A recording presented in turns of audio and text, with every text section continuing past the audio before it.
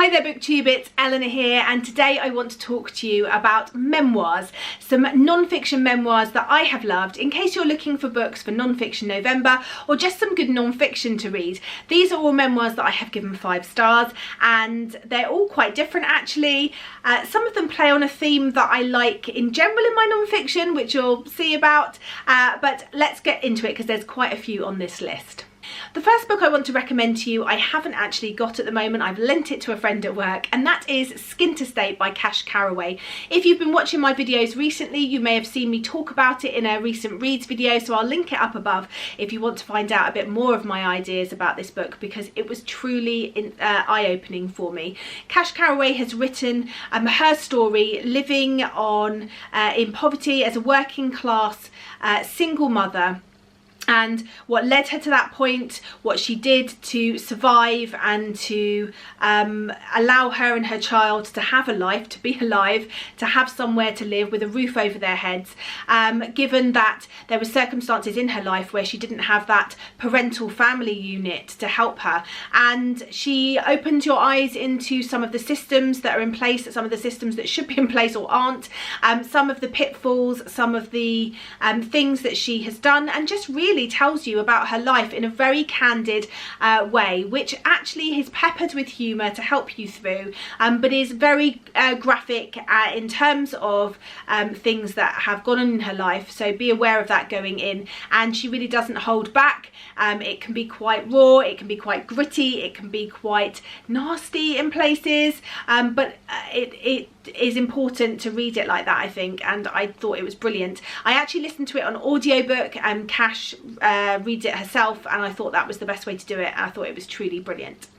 The next book I mentioned that I might be talking about one in my animal non-fiction video, and this one is a memoir. It's A Honeybee Heart Has 5 Openings by Helen Jukes, and this is Helen's story where she was struggling to settle into her life in Oxford. She felt like there was something missing when she'd moved, I think it was from London, and when she has been in London she'd been learning more about bees and sort of urban beekeeping, and she decided that she wanted to have a hive of her own. And it's from start to finish, or not finish, but from start to beekeeping, I suppose, Helen's journey, becoming a beekeeper, the things that she needed to take into account, her fascination with bees, her exploration into bees and how they work, all to become a better beekeeper. And I just thought it was fascinating, and I loved this one. I definitely recommend it full-heartedly.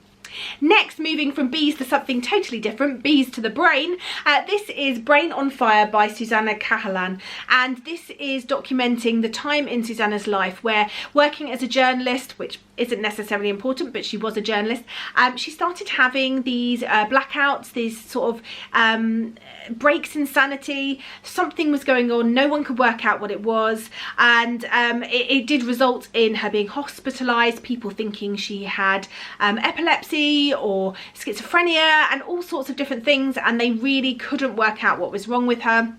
And this talks about how they finally worked out what it was and the journey towards that. There is a film out, I think on Netflix. It might be a Netflix original, maybe, but it's on Netflix, I think, of this. And I think it's Chloe Moretz that plays Susanna, but the book, I haven't seen it myself, maybe it's one I'll go and watch soon, but the book was brilliant and really well written, very readable, very scary, but was a very interesting read nonetheless. The next book is very different, and this one is quite chalk and cheese for different people. It's either a sort of love or not love book. I really loved it, and it was A House in the Sky, a memoir of a kidnapping that changed everything by Amanda Lindhout. Now, I know a lot of the people that have negative feelings about this book, it stems from the fact that Amanda was not necessarily looking out for herself during the time where her kidnap happened. She became a reporter in Afghanistan and Iraq during the war, and in August 2008 she went to Somalia, where she was kidnapped and held at gunpoint and horrendous things done and held hostage for 460 days. And I know that there is people that feel like perhaps she wasn't looking out for her best interest when she did the things she did and the choices that she made, but I I just think this is an amazing account of her time, and I thought it was incredibly powerful, moving, incredibly harrowing, and perhaps one of those stories that can help somebody else perhaps make some better choices, better decisions. And I know that we all made choices perhaps we shouldn't have done in life, and as in youth we think we're infallible and we do things and we don't necessarily think about the consequences, and it's not until you get older that you realise that perhaps some of the choices you made during those times could have been dangerous, or could have been you know, potential to put you in dangerous situations. And so I could take this at that sort of face value, and I thought it was brilliant. The next book will be no surprise to a lot of people, and will probably be one that a lot of people have heard of, and that is Smoke Gets in Your Eyes by Caitlin Doherty.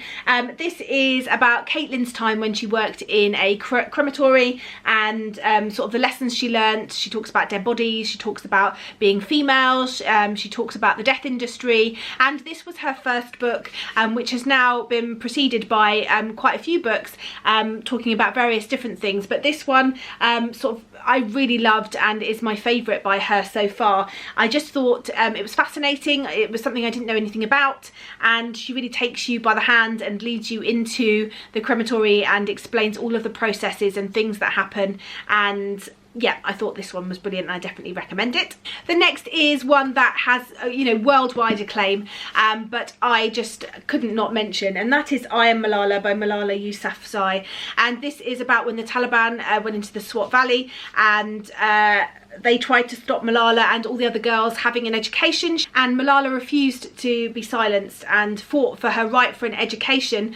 And one day on a bus she was shot at point blank range in the head by a member of the Taliban, and this is sort of her story, talking about what led up to that and talking about her plans for the future. And obviously we know a lot of what her plans have been since then.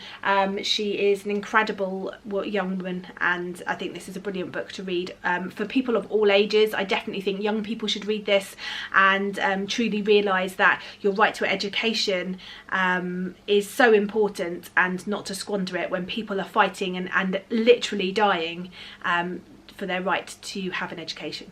The next book I want to talk about is In Order to Live by Yeonmi Park. She escaped from North Korea, and this is her journey growing up in North Korea, what that was like, and how she escaped, and you know, what that cost her family, what it was like. You know, it's not as easy as potentially we may think, you know, this sort of escape idea, and what that really sort of the toll that puts on you and your family and your life. And I thought this was truly brilliant. The next book was one that quite a few years ago now I ran sort of a book box where I put post-it notes into books and then sent them out to people with other goodies, and one of them that I sent out, which I truly adored, was The Blue Door by Lise Christiansen. This is the story of a girl in a Japanese prisoner of war camp in Java. She was Norwegian born, and it's when she was 10 years old. She spent 2 years imprisoned in this prisoner of war camp.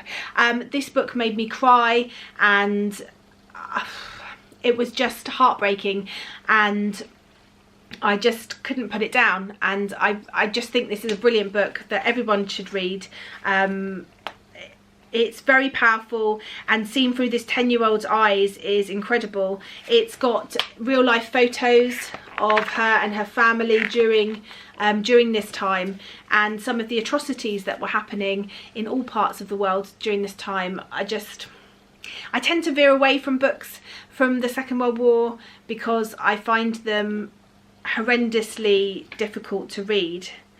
But yeah, this was an incredible story of a young girl's endurance and will to survive. So that is some non-fiction memoir that I wanted to recommend. And if you've got any that you want to recommend to me, then please feel free to put them in the comments down below. I am building up my my list of 5-star reads from yourselves for a project for next year. But I hope maybe there's some in there that you haven't heard of, or if you have heard of, maybe this will give you the push to go out and give them a go yourself. Some of them are older, some of them are newer, but all of them are equally as interesting and were 5 stars for me. Anyway, that's it from me, and I look forward to speaking to you soon. Bye for now, BookTube.